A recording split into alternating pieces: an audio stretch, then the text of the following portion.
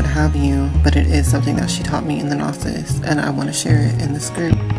Now, this is something that Hekate taught me back in April of this year.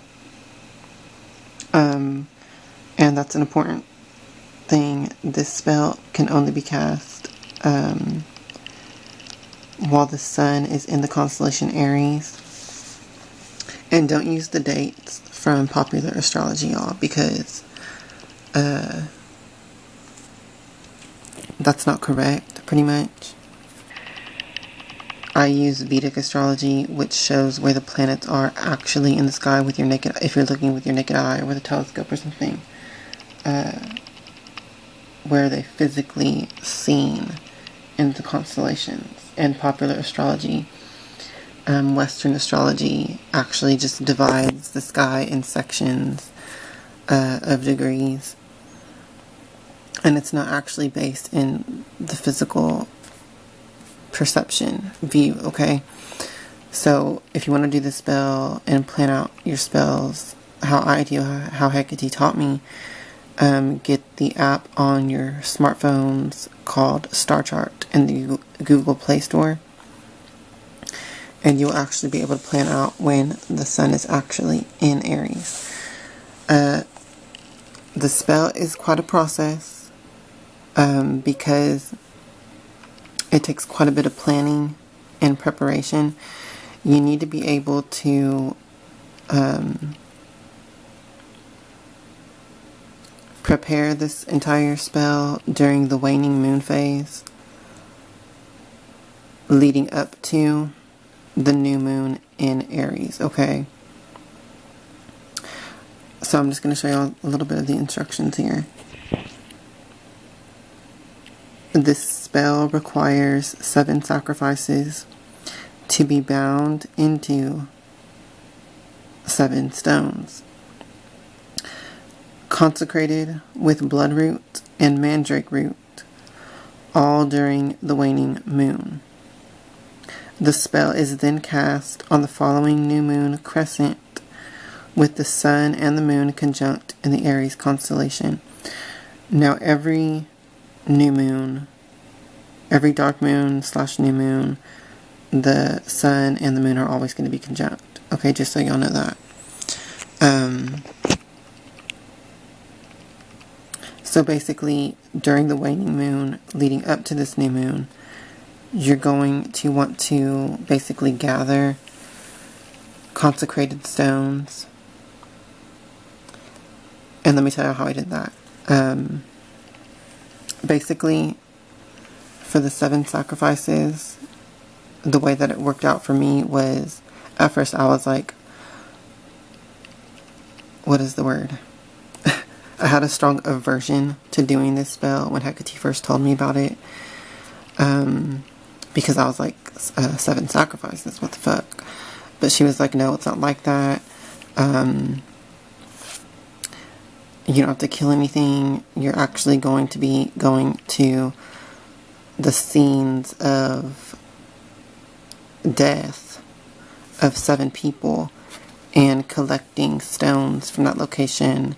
And when you're there, and you get the stone, hold it, and focus the energy of binding of the soul that died into the stone. Okay? You don't have to say anything.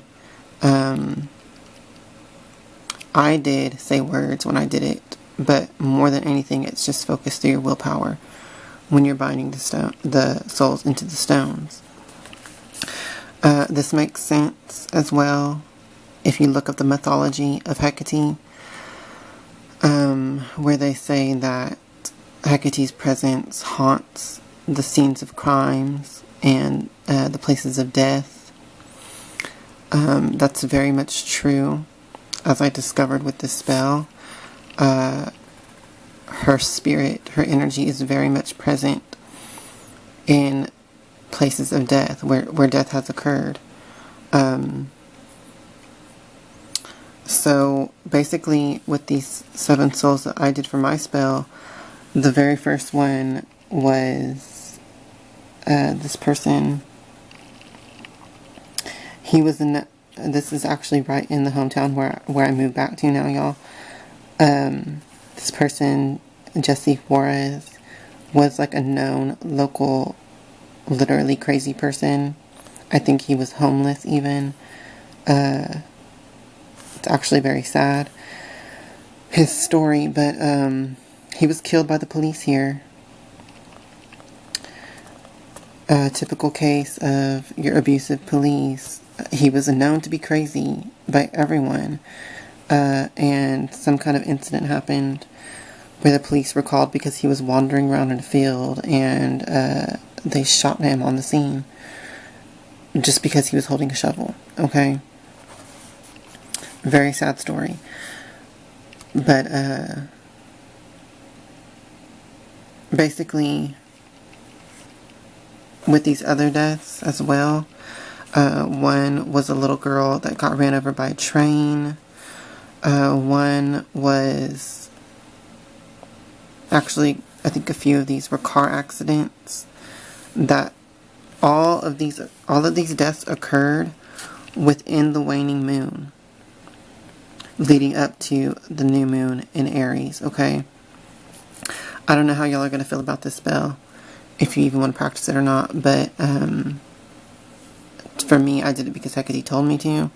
So even though I had a strong aversion to it at first, emotionally speaking, but it is a very powerful spell, and what it basically does is it binds the life force of the 7 people who die to your own. Okay, and it basically just augments your own life force energy with the energy of 7 other people. So, basically, like I said, what you do is you go to the scene of the death of these people, and you get a stone from there. I actually got 2 stones from each location. Just because, but you really only have to get 1. You can really get any object from the location, but I chose stones. And once again, you just bind their soul, life force energy. When someone dies, their soul does not follow the corpse. It is actually released at the place where they die, and it kind of just lingers there until it slowly sinks down into the earth over time. That's one of the things that Hekate taught me with this, is that when someone dies, their soul does not follow the corpse. It stays at the place of their death. And so when you have these people, like Christians or whatever, and they're doing funeral services for somebody over their corpse, thinking that they're putting the soul to rest, that's actually extremely wrong.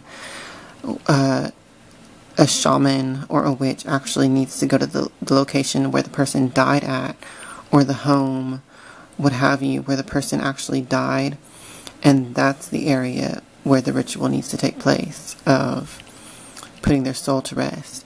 In this case, with this spell, you're not putting the soul to rest, you're actually binding it to you. So once again, I don't know how y'all are going to feel about this spell, but I did it because Hekate taught me to and told me to, okay? This past April. So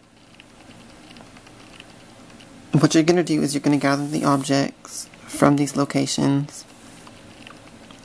You can just look up on like Google deaths, recent deaths in your area or in driving distance from where you live.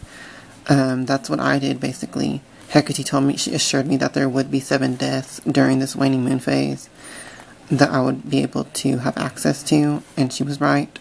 There actually was much more than 7, which was shocking to me, because this kind of opened my eyes to just how many people die in your area, like monthly, even less than a month, just during the waning moon phase. But I did choose ones that were kind of like violent or exceptionally sad, because to me those were the souls to use, because they're the ones that belong to Hekate anyways. If you look up the history of Hekate and her horde, Hecate's horde of souls, she really gets the souls that are that are either killed in murder or killed in some kind of exceptionally dramatic, violent, or sad way, or killed before their time, like with this little girl that was hit by a train, and type stuff like that, car accidents and things like that, okay? So, and I'm pretty sure if you plan to do this spell, if you choose to do it, intend to do it, Hekate will make sure that it happens how it needs to happen for you. Okay, now that aside, you need to have bloodroot and mandrake root. And what you're going to do is gather all of these ingredients into a glass jar. And on the new moon itself, what you're going to do is you're going to put this on your altar to Hekate, and you're going to also add into the jar something with your DNA, like your hair, your blood, your fingernails or something, your saliva even, anything that has your DNA into the jar as well. What I put in there, I put in drops of blood, and I put in my hair and fingernails, all. And then after you gathered all of that into the jar, you're going to put the lid on it. So make sure this is a glass jar with like a metal lid, because you're going to also put a red candle on top and burn it onto the top to seal the spell, okay? Now, that's just like what you need to do physically or whatever. And then the actual spell itself, which is what you're going to say, is right here. And what you do is you light the candle, and you repeat this. I repeated the spell 7 times because that made sense to me for each of the 7 souls. I conjure all magic and life force and strength by midnight's charm and might. As flames join to fire, my power grows higher, as darkness does wane to the light. My true will is spoken, all barriers broken, my word is absolute. I seal my grand spell to serve me well by enchanted blood and root. So has it begun until it is done. And make sure that you cast the spell at midnight as well on the new moon with the sun and the moon in Aries, okay? Now,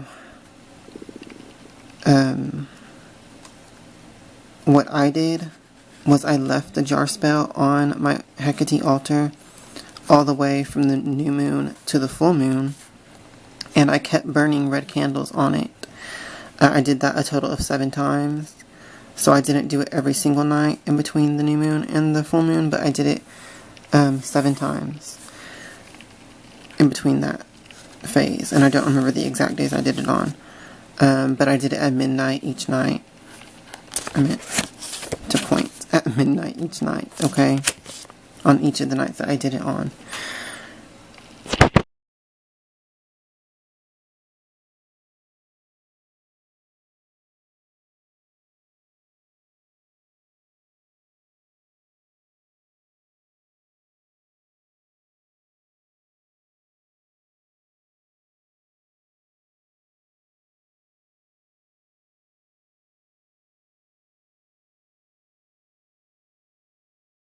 Blessed be.